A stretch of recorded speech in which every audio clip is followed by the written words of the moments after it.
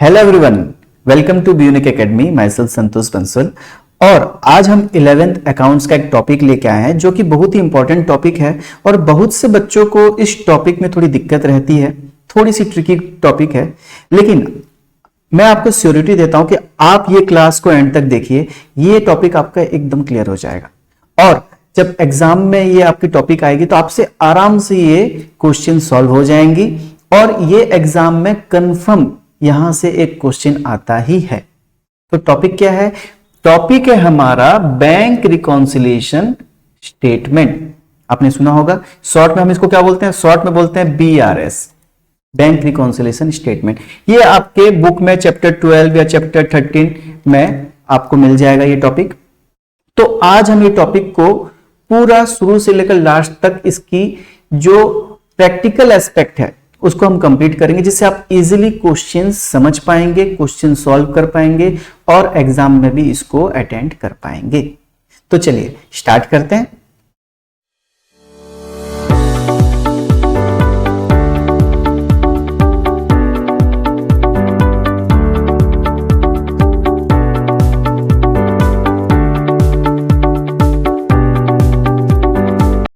Okay, तो हम topic start करते हैं अब कि बैंक रिकॉन्सिलिएशन स्टेटमेंट क्या होता है। तो देखिए, इसमें बस आपको कुछ थोड़ी सी चीजों को समझने की जरूरत है। जब ये चीजें अगर आपकी क्लियर होगी ना, तो इसमें ऐसा कोई क्वेश्चन नहीं होगा जो आप बना नहीं पाएंगे। तो पहले हम इसकी कॉन्सेप्ट को समझते हैं। देखिए, अकाउंट्स एक ऐसा सब्जेक्ट है ना जिसको समझा जाता है, इसको रटा नहीं जाता, इसको बाय हार्ट नहीं किया जाता, इसको समझा जाता है। अगर आप इसको समझ गए तो आप जिस टाइप के भी क्वेश्चन आए आप कर पाएंगे। अगर आप इसको नहीं समझे, बस आप रट रहे हैं, एंट्रीज को रट रहे हैं, तो फिर काम नहीं आएगा। तो हम इसको समझते हैं भाई एक्चुअली टॉपिक है क्या। तो देखिए, टॉपिक का नाम है बैंक रिकॉन्सिलिएशन स्टेटमेंट। मतलब क्या हुआ? मतलब बैंक से मतलब क्या है यहां पे? बैंक मतलब हमारा ना जो बिजनेस होता है, तो बिजनेस में हम मान लीजिए हमारा बैंक अकाउंट ओपन किए हैं कहीं भी बैंक में, बैंक अकाउंट, यहां पे बैंक मतलब बैंक अकाउंट। तो बैंक अकाउंट हम ओपन किए। अब बैंक हम कहां ओपन करेंगे? कोई भी बैंक में। मान लीजिए मेरा HDFC का बैंक है, तो मैंने HDFC बैंक में बिजनेस का अकाउंट खोल लिया, तो मेरा बैंक अकाउंट ओपन हो गया। अब आपको पता होगा कि ये जो बैंक अकाउंट होता है ना, ये हम अपने बुक्स ऑफ अकाउंट में मेंटेन करते हैं कि हमारे बैंक में कितने पैसे हैं, कितने पैसे आए, कितने पैसे गए, हम उसका हिसाब किताब अपने बुक्स ऑफ अकाउंट में भी मेंटेन करते हैं। और बैंक जो होता है ना, वो हमारा नाम से जो बैंक अकाउंट खुला है वो एक पासबुक मेंटेन करता है, जिसको हम क्या बोलते हैं? बैंक पासबुक बोलते हैं। आपका भी होगा बैंक पासबुक। तो हम एक बैंक पासबुक भी मेंटेन करते हैं, मतलब बैंक मेंटेन करता है हमारे लिए। और बैंक वहां पे अपनी तरीका से जो भी एंट्रीज हमारी हुए, हमारे जो भी ट्रांजेक्शन्स हुए, लेन देन हुए हैं बैंक में, जो भी हमने पैसा जमा किया, पैसा निकाला, वो सबका हिसाब किताब बैंक उस पासबुक में हमको देता है। मतलब सोच लीजिए, बैंक उसके पास एक अकाउंट मेंटेन करता है, हमारा पासबुक, और हम हमारा उसी बैंक का हमारे पास भी मेंटेन करते हैं। अब यहां पे क्या होता है? आपने सब्सिडारी बुक पढ़ा है।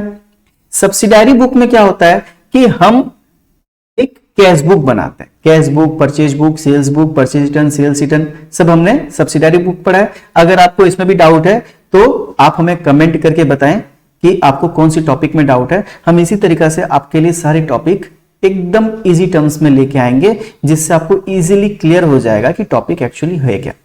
ठीक है, तो देखिए, कैश बुक, तो आपने कैश बुक पढ़ा होगा कि कैश बुक क्या होता है? एक सब्सिडारी बुक होता है जिसमें हम क्या करते हैं, दोनों कॉलम, कैश का, बैंक का। एक बिजनेस, मान लीजिए मैं एक बिजनेस कर रहा हूं, तो बिजनेस में मैं कुछ मैं कैश भी मेंटेन करता हूं और मेरे बैंक अकाउंट भी मेंटेन करता हूं। तो हम कैश बुक में दोनों कॉलम, कैश बुक में दोनों कॉलम, कैश का और बैंक का दोनों कॉलम मेंटेन करते हैं। तो मान लीजिए कैश बुक है, आपने देखा होगा इस तरीका से कैश बुक होता है जिसमें दो कॉलम होता है, कैश बैंक, कैश बैंक। ठीक है, कैश का आना, कैश का जाना। तो इस तरीका से कैश बुक। तो हमको यहां पे बैंक का मतलब हो गया हमारा कैश बुक का जो बैंक कॉलम है, हमारा कैश बुक का बैंक कॉलम, एंड हमारा पासबुक जो है, हमारा उसी बैंक का जो पासबुक है, मतलब हमारा जो पासबुक जो कौन मेंटेन कर रहा है? हमारा बैंक मेंटेन कर रहा है। मतलब बैंक के पास जो हमारा पासबुक है और बैंक इसमें जो एंट्री कर रहा है वो, इन दोनों को हमको क्या करना है? रिकंसाइल करना है। रिकंसाइल मतलब मिलाना है। क्या मिलाना है? डिफरेंसेस को। डिफरेंसेस को। तो क्या डिफरेंसेस? तो डिफरेंसेस का मतलब क्या है? देखिए, मान लीजिए आपका एचडीएफसी में एक अकाउंट है, ठीक है।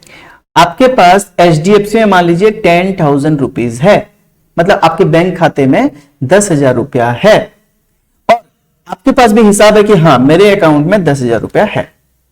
तो आपका हिसाब मतलब आपके कैश बुक में आपने बोला कि मेरे पास 10,000 रुपया है, ठीक है, मेरे पास 10,000 रुपया है। और वहीं आपका पासबुक में भी दिखाएगा कि हाँ 10,000 रुपया है। तो दोनों मैच कर रहे हैं। आपके हिसाब से बैंक में 10,000 रुपया, बैंक वाले के हिसाब से भी बैंक में 10,000 रुपया है। तो देखो यहां तो कोई प्रॉब्लम नहीं है।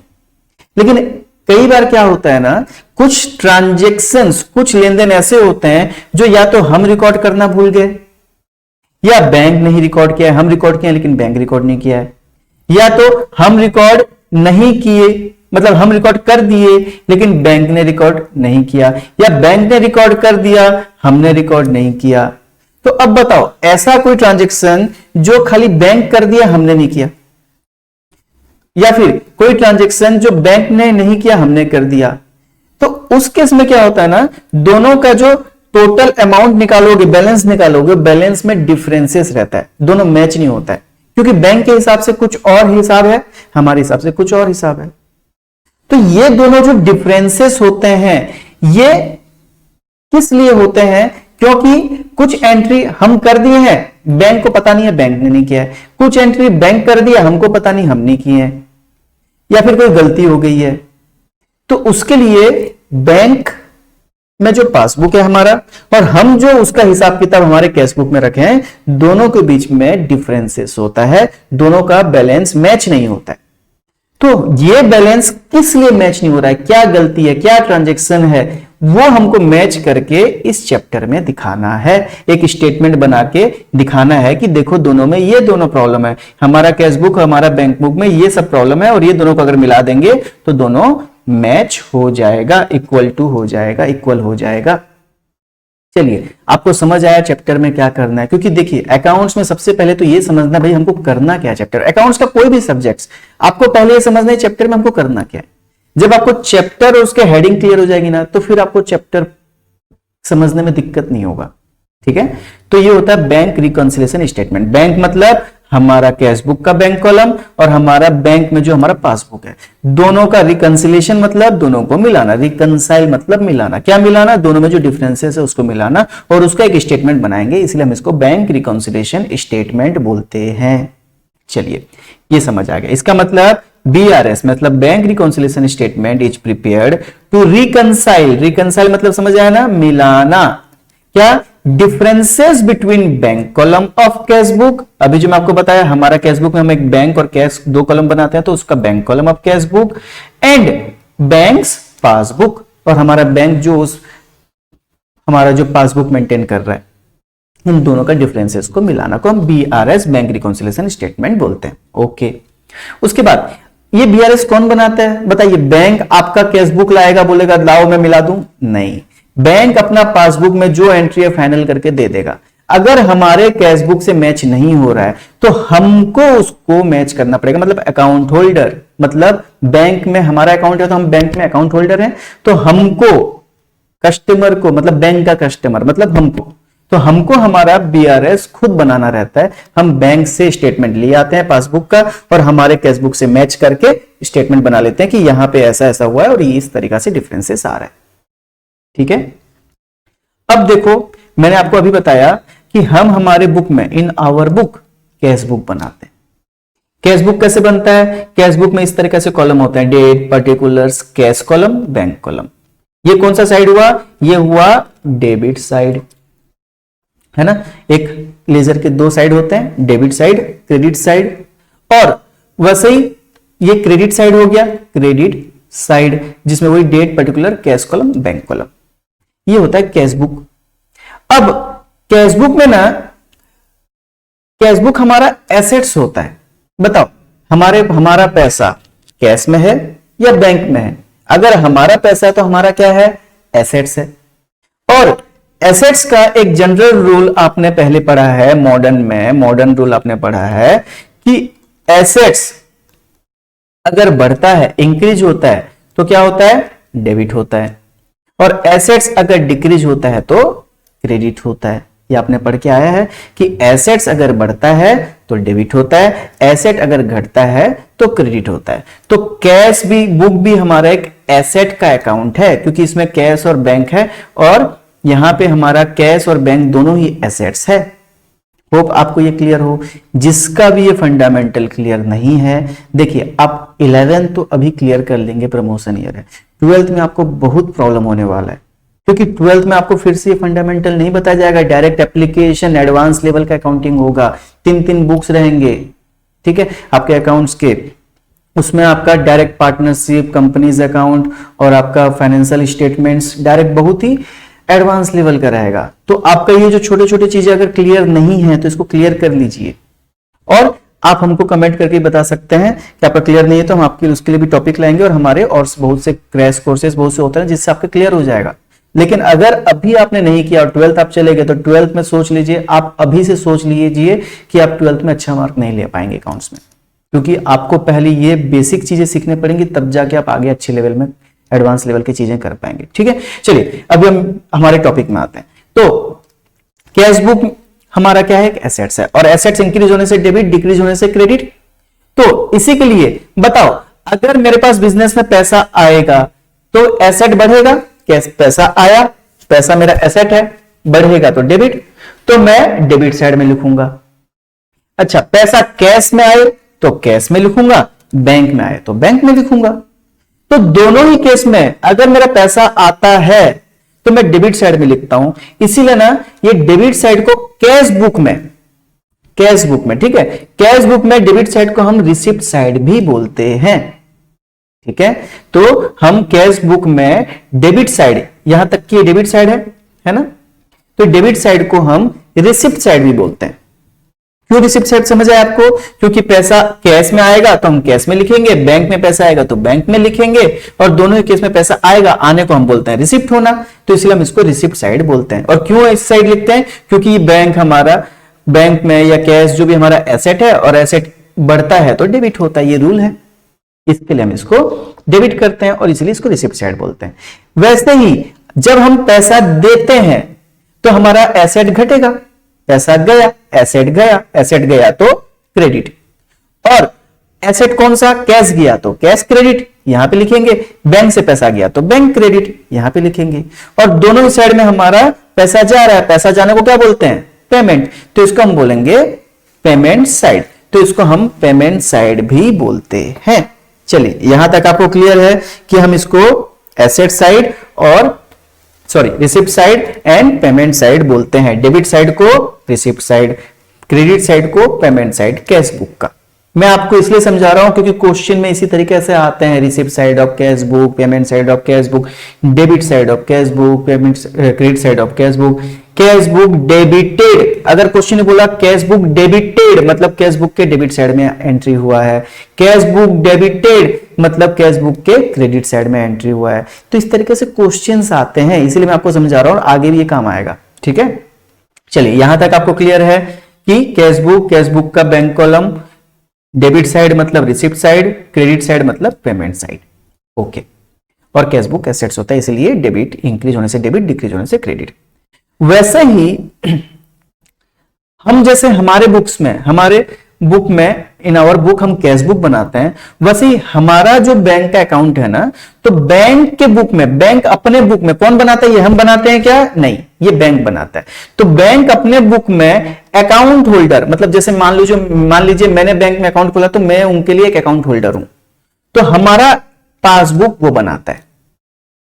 अच्छा, अब बताइए, बैंक को हम पैसा दिए, मतलब बैंक में हम गए, हमारे एक अकाउंट खोले, पैसा वहां पे जमा किए, तो वो पैसा हमारा है कि बैंक का है? कमेंट में आप बता सकते हैं, वो पैसा हमारा है कि बैंक का है? वो पैसा बैंक का नहीं है, हमारा है। हम पैसा दे दिए तो क्या बैंक को दे दिए क्या? नहीं, हम वहां पे रखने के लिए दिए हैं, ठीक है, ताकि हम उसको यूज करेंगे ट्रांजेक्शन्स में। तो वो पैसा हमारा है, तो हमारे लिए तो हमारा पैसा है, इसलिए हम तो एसेट बोल दिए। लेकिन बैंक रखा है, तो बैंक से जब हम पैसा मांगने जाएंगे बैंक हमको देगा कि नहीं पैसा? हम विड्रॉ करने जाएंगे पैसा निकालने जाएंगे बैंक से, तो बैंक को वापस देना पड़ेगा ना। तो बैंक के लिए वो लायबिलिटी है, जब तक वो पैसा हमको वापस नहीं देता उसके लिए वो उधारी है, लायबिलिटी है, ऑब्लिगेशन है। समझ आ रहा है? लायबिलिटी, तो वो बैंक के लिए लायबिलिटी है, ठीक है।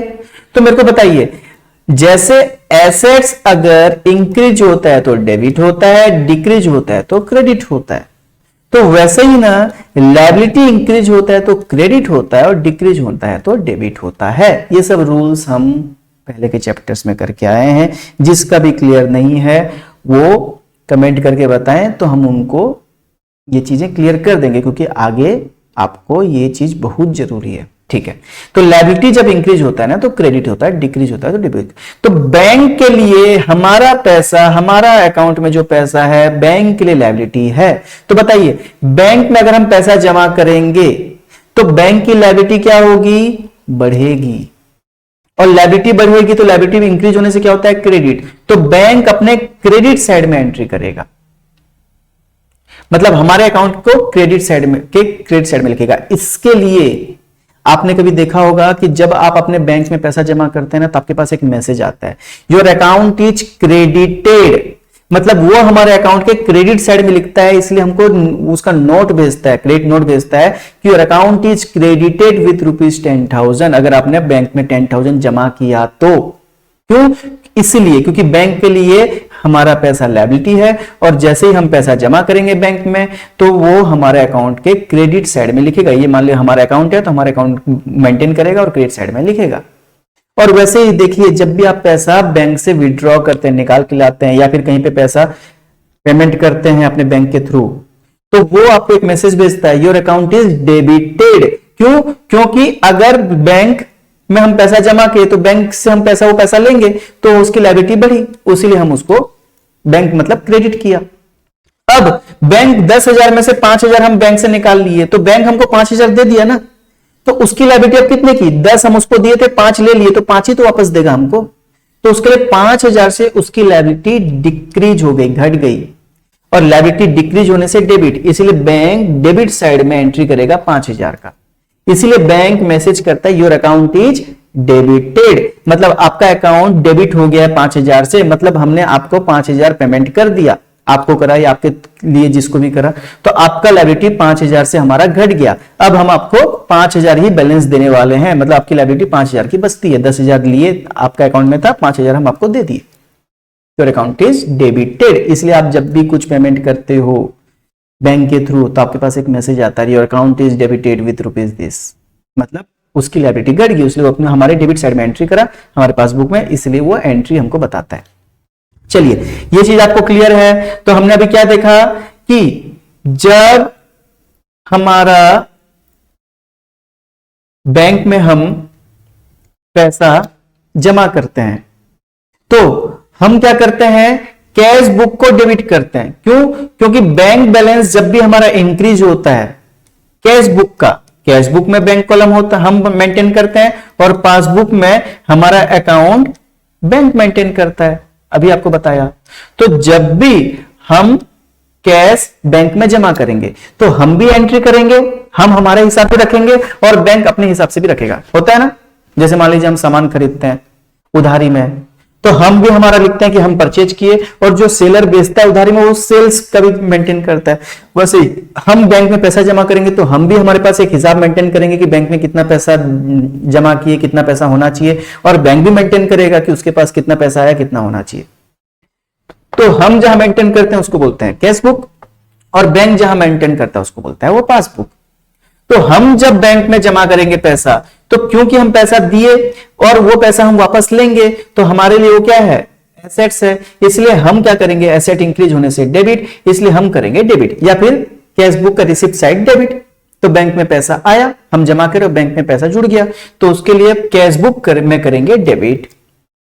और जब हम पैसा जमा करेंगे तो बैंक की लायबिलिटी बढ़ेगी, तो बैंक क्या करेगा? क्रेडिट। इन शॉर्ट, जब भी बैंक में बैलेंस बढ़ेगा तो हमारा कैश बुक में बैंक बैलेंस में हम बैंक अकाउंट को हम करेंगे डेबिट साइड में एंट्री करेंगे, और पासबुक में हमारा पासबुक में बैंक जो है क्रेडिट साइड में एंट्री करेगा।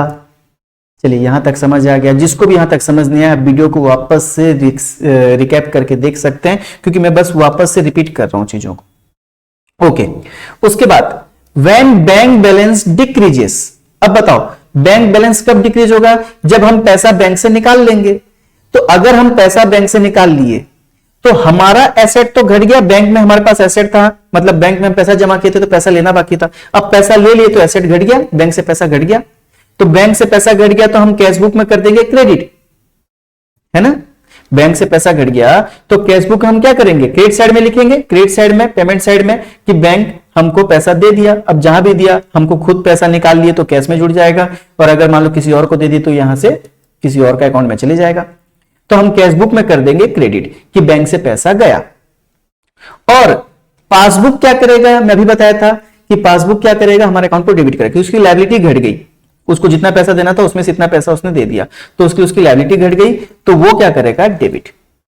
ठीक है, तो पासबुक करेगा डेबिट, तो पासबुक के डेबिट साइड में एंट्री होगा, जैसे ही मैंने आपको दिखाया 5000, और कैश बुक का क्रेडिट साइड में एंट्री होगा, क्योंकि कैश बुक पेमेंट साइड का क्रेडिट साइड पेमेंट साइड होता है, यहां से पैसा बैंक से चले गया। चलिए यहां तक आपको क्लियर है कि हम मेंटेन करते हैं हमारे बुक में कैश बुक, और बैंक मेंटेन करता है पासबुक। हमारे लिए पैसा बैंक में जब भी आएगा, चाहे हम जमा करें चाहे और कहीं और से आए, तो हमारे बैंक का बैलेंस बढ़ेगा तो रिसिप्ट साइड मतलब डेबिट साइड में आएगा। और जब भी हम पैसा खुद निकाल लें या कहीं और किसी को दे दें तो हमारे बैंक से पैसा घटेगा तो बैंक हमारा कैश बुक के क्रेडिट साइड में, पेमेंट साइड में आएगा। तो हम इसको बोलते हैं, इस केस में बोलते हैं डेबिटेड, इसको बोलते हैं क्रेडिटेड। तो पैसा आएगा तो कैश बुक डेबिटेड, पैसा जाएगा तो कैश बुक क्रेडिटेड हमारे बुक में। और वही बैंक में उल्टा होता है, तो पैसा अगर आएगा हमारे अकाउंट में तो पासबुक क्रेडिटेड, और अगर पैसा हमारा जाएगा पासबुक से मतलब बैंक से तो पासबुक डेबिटेड। ठीक है, यहां तक क्लियर है। तो हमारा पैसा बैंक में बढ़ता है तो कैश बुक में डेबिट करता है, लेकिन पासबुक क्रेडिट करता है। और जब हमारा पैसा घटता है बैंक से तो कैश बुक में क्रेडिट करते हैं, लेकिन पासबुक डेबिट करते हैं। चलिए यहां तक होप आपको क्लियर है। जिसका यहां तक क्लियर नहीं है प्लीज ये वीडियो को रिपीट करके देखेंगे बार बार। ओके, उसके बाद दूसरा चीज होता है कि हमारा कैश बुक और पासबुक का बैलेंस। तो देखिए अगर मान लीजिए कैश बुक में ना हमारा क्रेडिट बैलेंस आया, क्रेडिट बैलेंस मतलब क्या हुआ, देखिए मैंने अभी आपको कैश बुक बना के दिखाया, ये कैश बुक। अब मैं क्या करा, मान लीजिए मेरे कैश में मेरे पास 10,000 रुपया बैंक में पैसा है, तो मैं बैलेंस ब्रॉट डाउन करूंगा। ठीक है, बैलेंस ब्रॉट डाउन करूंगा 10,000 का, उसमें से 5,000 में पैसा दे दिया। तो बताओ मेरे पास बैलेंस कितना बचा, पैसा मेरे पास बैलेंस 5,000 बचा। तो ये 5,000 क्रेडिट साइड में आया, लेकिन हम इसको बोलते हैं डेबिट बैलेंस। क्यों इसको डेबिट बैलेंस बोलते हैं, क्योंकि जौन सा अकाउंट साइड का बैलेंस ज्यादा होता है बैलेंस भी उसी का होता है। आप बोलेंगे सर ये क्या बोला आपने, तो देखिए एक एग्जांपल लेते हैं। मान लीजिए आपका नाम मैं ले लेता हूं राम, और मान लीजिए एक है श्याम। राम श्याम को 10,000 रुपया देता है, बोलता है भाई तुम दिल्ली जा रहे हो और दिल्ली से मेरे लिए ना एक शूज ले आना अच्छा सा, मेरे को बता देना कितना का शूज है, 10,000 रखे रहो। अब राम श्याम को कितना रुपया दिया, 10,000 रुपया दिया। श्याम ने 5,000 का शूज ले आया। अब मेरे को बताओ श्याम के पास राम का कितना पैसा था, 10,000 था। 10,000 में से कितना माइनस हो गया, 5,000 माइनस हो गया। तो श्याम के पास कितना बचा है, 5,000। तो ये 5,000 श्याम का पैसा है या राम का पैसा है, जल्दी बताओ। ये पैसा श्याम का है कि राम का है? अच्छा, सबका जवाब है राम का पैसा है। तो मैं पूछता हूं राम का पैसा क्यों है तो श्याम के पास पैसा, तो श्याम का होना चाहिए। नहीं है, तो राम का पैसा ना, श्याम को दिया गया था तो उसमें से वो 5,000 यूज कर लिया, बाकी 5,000 वो बचा है, तो राम का पैसा ना, है ना।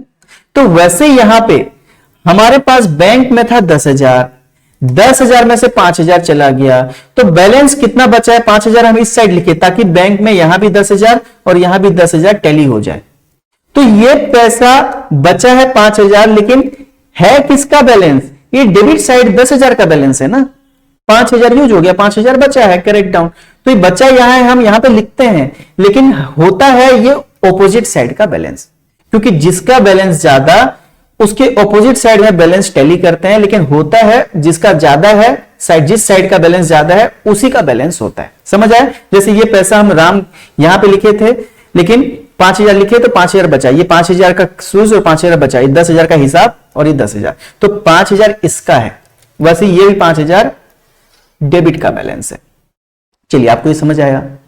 तो मैं बोला कैश बुक का डेबिट बैलेंस, तो बताओ मतलब कैश बुक का डेबिट बैलेंस मतलब पैसा बचा है कि बैंक में हमारा पॉजिटिव पैसा है, पैसा हमारे बैंक में हमारा पैसा बचा है कि हम बैंक से एक्स्ट्रा पैसा ले गए हैं?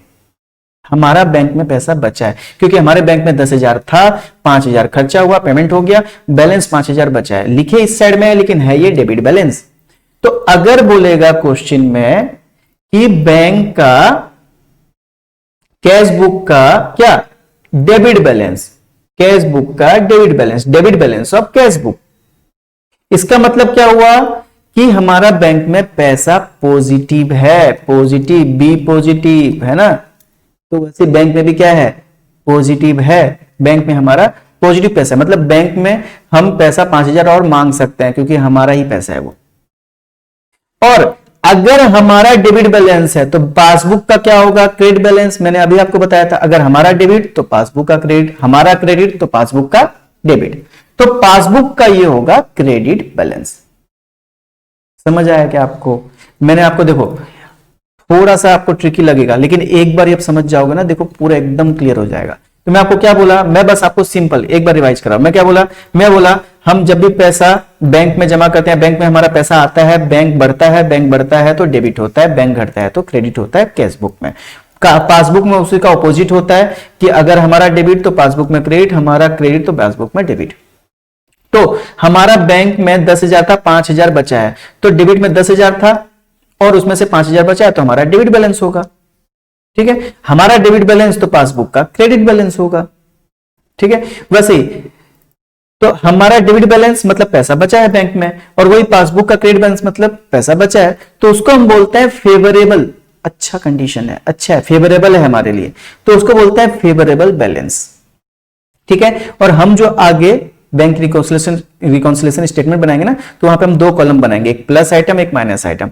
तो इसको प्लस आइटम में लिखेंगे जब भी फेवरेबल, मतलब क्वेश्चन ने बोला debit balance of cash book favourable, पैसा बचा है बैंक में, credit balance of passbook favourable, पैसा बचा है बैंक में, या फिर बोला favourable balance of cash book बोले या पासबुक जो ही बोले, मतलब पैसा बचा है, तो हम इसको प्लस आइटम से स्टार्ट करते हैं। आगे क्या होता है प्लस आइटम सब क्लियर करेंगे, लेकिन आप यहां तक समझ आए, इसको हम प्लस आइटम से स्टार्ट करते हैं। वैसे उसका ऑपोजिट कैश बुक का क्रेडिट बैलेंस, मतलब क्या हुआ कि हमारे पास बैलेंस यहां निकल के आ रहा है। अब बोलेंगे ऐसा होता है? हाँ ऐसा होता है। कई बार बैंक हमको क्या ना ऑप्शन दे देता है, बोलता है कि अगर आपके अकाउंट में 10,000 है और आप 15,000 पेमेंट करना चाह रहे हो, तो 5,000 मैं ना जोड़ के अपने से जोड़ के पेमेंट कर दूंगा, ये 5,000 आप मेरे को बाद में दे देना। तो बताओ मेरे पास बैंक में कितना पैसा था? 10,000, लेकिन मैं पेमेंट कितना करा? 15,000, तो मेरा 10,000 तो माइनस हो गया, मेरे पास था, बैंक यूज कर लिया, लेकिन बैंक अपने जेब से कितना लगाया? 5,000। तो ये अब मेरे लिए लायबिलिटी है ना, बैंक को मेरे को वापस करना है ये 5,000, क्योंकि मेरा 5,000 नहीं है, वो बैंक दिया है, तो बैंक को वापस करना पड़ेगा। नहीं दोगे तो इंटरेस्ट लेगा बैंक हाई रेट से, और उसको हम क्या बोलते हैं? उसको हम बोलते हैं बैंक का ओवरड्राफ्ट। तो ऐसा जब होता है ना कि बैंक हमको एक्स्ट्रा पैसा हमारे अकाउंट से पेमेंट करने का ऑप्शन दे दिया, तो उसको बैंक ओवरड्राफ्ट फैसिलिटी बोलते हैं, और उसको बोलते हैं बैंक ओवरड्राफ्ट। तो एक लिमिट तक बैंक ना हमको ये अलाउ करता है। तो अब बैंक ओवरड्राफ्ट है, मतलब मैं बोला कि हमारा पैसा बैंक में है तो हम उसको डेबिट करते हैं, तो डेबिट बैलेंस बोलेंगे। तो अब ये हमारा पैसा है क्या बैंक में? 5,000 का जो है, नहीं, ये बैंक का पैसा है और हमको वापस देना पड़ेगा बैंक को, तो उसके लिए उसको बोलते हैं हमारा कैश बुक का क्रेडिट बैलेंस। देखो अगर पासबुक कैशबुक का डेबिट बैलेंस मतलब हमारा पैसा है तो फेवरेबल, लेकिन अगर उसका ऑपोजिट क्रेडिट बैलेंस है कैशबुक में तो हमारा ओवरड्राफ्ट है, मतलब अनफेवरेबल बैलेंस। और इसको हम माइनस में लिखेंगे, भाई हम माइनस में है, प्लस में नहीं है, माइनस में है, हमारे बैंक में माइनस में पैसा है, प्लस में नहीं है, तो हम उसको माइनस बोलेंगे और अनफेवरेबल बोलेंगे। वैसे ही अगर हमारा जो क्रेडिट है ना बैंक का वो डेबिट है तो बैंक का डेबिट बैलेंस बोलेंगे, है ना। बैंक हमको पेमेंट करता है, हमारे लिए पेमेंट करता है तो डेबिट करता है, हमारे लिए ज्यादा पेमेंट कर दिया तो बैलेंस डेबिट बच गया, तो हमारा डेबिट बैलेंस है पासबुक का। तो अगर कैशबुक का क्रेडिट बैलेंस मतलब पासबुक का डेबिट बैलेंस, और ये दोनों ही क्या होता है, बैंक ओवरड्राफ्ट होता है, और ये हमारे लिए एक अनफेवरेबल कंडीशन है। हम ऐसा नहीं चाहते हैं कि हमारा ओवरड्राफ्ट हो, तो हमारे लिए अनफेवरेबल कंडीशन है। और इन दोनों केस में हम जब बैंक रिकॉन्सिलिएशन स्टेटमेंट करेंगे तो अनफेवरेबल बोला तो हम माइनस साइड से स्टार्ट करेंगे। चलिए, ये चीज आपको क्लियर है।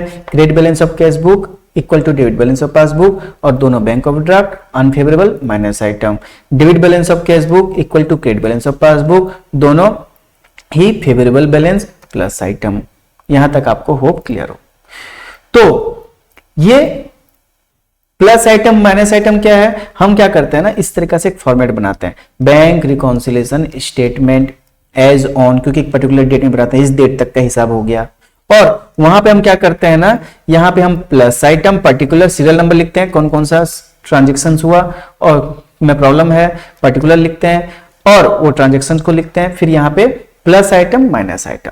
तो प्लस आइटम में क्या करते हैं हम, यहां पे प्लस आइटम में अगर फेवरेबल बोला कहीं भी तो हम यहां से फेवरेबल यहां पे अमाउंट लिखते हैं, अगर अनफेवरेबल बोला ओवरड्राफ्ट बोला तो हम यहां पे अमाउंट लिखते हैं, फिर आगे ट्रांजैक्शन को देखते हुए हम प्लस और माइनस में लिखते हैं, और फिर हम बैलेंस एज पर जो दूसरा पासबुक या कैशबुक जो भी हमको निकालना है वो निकालते हैं। चलो, ये चीज डिटेल में करेंगे, मैं आपको बस ये स्टेटमेंट कैसे बनता है उसका फॉर्मेट बताया, ठीक है। तो ये जो डिफरेंसेस है कैशबुक पासबुक में क्यों आता है, तो ये ना कुछ टाइमिंग डिफरेंसेस की वजह से आता है, और कुछ एरर्स जो आप रेक्टिफिकेशंस ऑफ एरर्स करेंगे तो बहुत से एरर गलतियों की वजह से भी हो सकता है। टाइमिंग डिफरेंसेस मतलब जैसे मान लीजिए आप ना एक चेक आपके पास आया 10,000 का चेक आया, आप आपके कैशबुक में लिख दिए, कहां पे कैशबुक में कहां लिखेंगे, डेबिट साइड में। तो डेबिट साइड में आप लिख दिए कि हाँ पैसा 10,000 का आया है, बैंक में जोड़ दिए, 10,000 बैंक में आ जाएगा। आप गए बैंक में और इस चेक को दे दिए।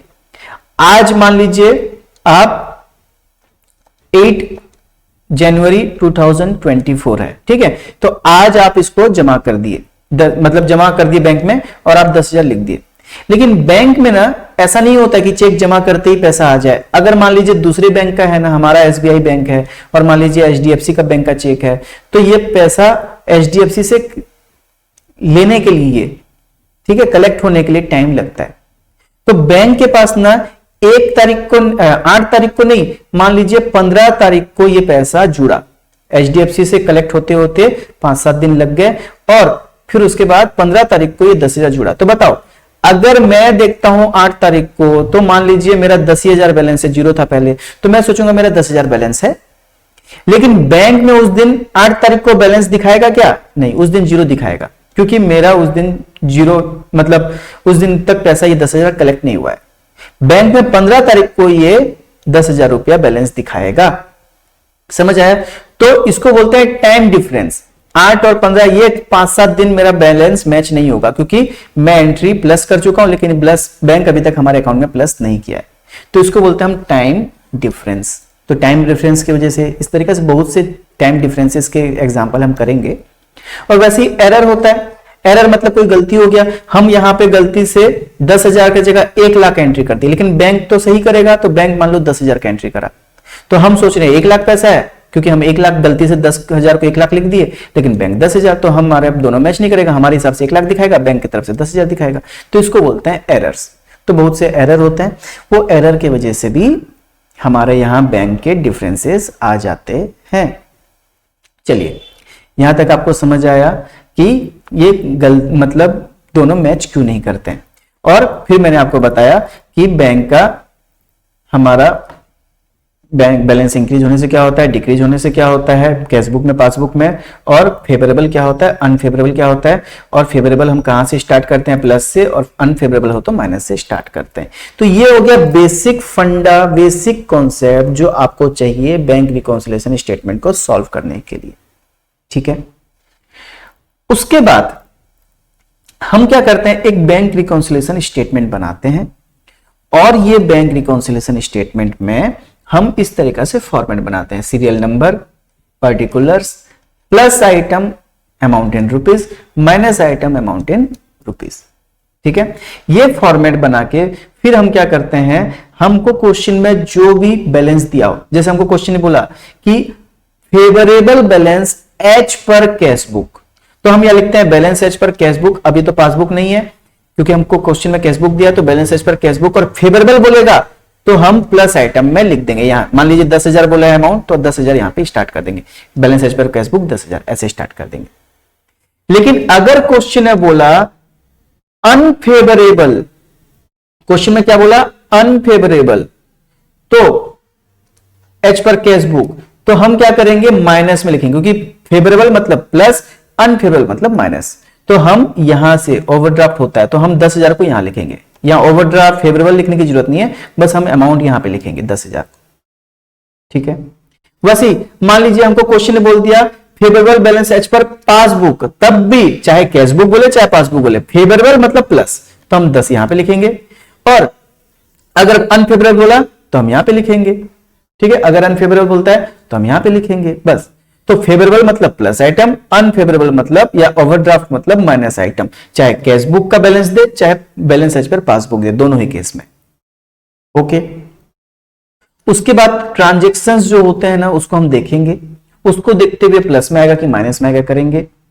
ठीक है, और उसके बाद अगर हम यहां पे कैश बुक से स्टार्ट किए हैं तो हमारा यहां पे बैलेंस जो आना चाहिए या तो यहां आएगा यहां आएगा, तो वो आना चाहिए पासबुक का। और अगर हम पासबुक से स्टार्ट कर रहे हैं तो हम पहुंचेंगे कैश बुक, मतलब हमको तो कैश बुक पासबुक को मैच करना है ना, तो उसके लिए हम यहां पे कैश बुक से स्टार्ट करेंगे तो यहां जो बैलेंस निकलेगा वो पासबुक का होगा। अगर हम पासबुक से स्टार्ट करेंगे बैलेंस तो यहां जो आएगा वो कैश बुक का बैलेंस होगा। चलिए, समझ आया हमको क्या करना है। ठीक है, तो आपको होप यहां तक समझ आया होगा कि हमको बैंक रिकॉन्सिलिएशन स्टेटमेंट में करना क्या है।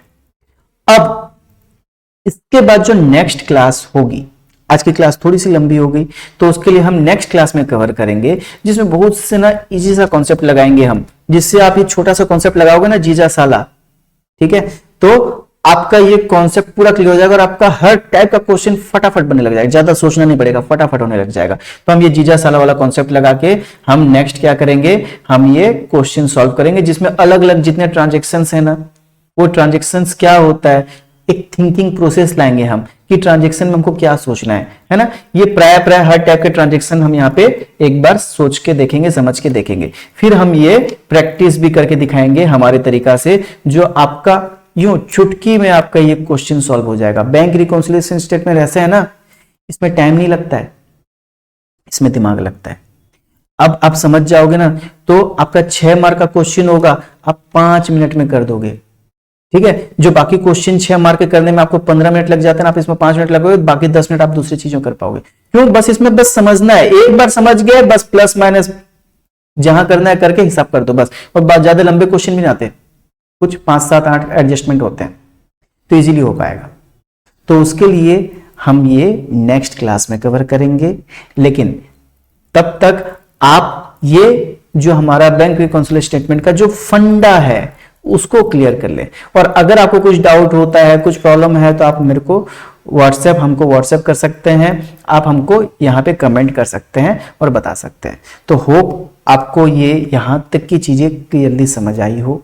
थोड़ी सी ट्रिकी है मैं मानता हूं, लेकिन मैंने जो आपको बताया ना बस उसको थोड़ी सी समझने की कोशिश कीजिए, रिपीट कर लीजिए बार बार, और एक बार समझने की कोशिश कर लीजिए। एक बार आप ये चीजें समझ जाएंगे ना तो आपको ये चैप्टर्स भी और बाकी चैप्टर भी करने बहुत ईजी होगा।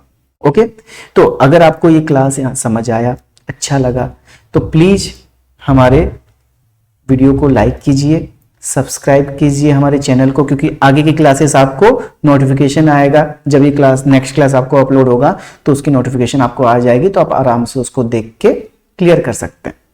और इसी तरीका से और भी आपके income tax, GST, tally, 11th 12th के अकाउंट्स, बीएसटी, इकोनॉमिक्स से रिलेटेड सारे वीडियोस आपको यहाँ पे मिल जाएंगे, तो उसकी भी नोटिफिकेशन आपको आ जाएगी। तो प्लीज चैनल को सब्सक्राइब कर लीजिए एंड अगर आपको अच्छा लगा तो लाइक कर दीजिए, क्योंकि आपके लाइक से हमको मोटिवेशन भी मिलता है और बाकियों लोगों को भी समझ आता है भाई इस टॉपिक में क्या हुआ है।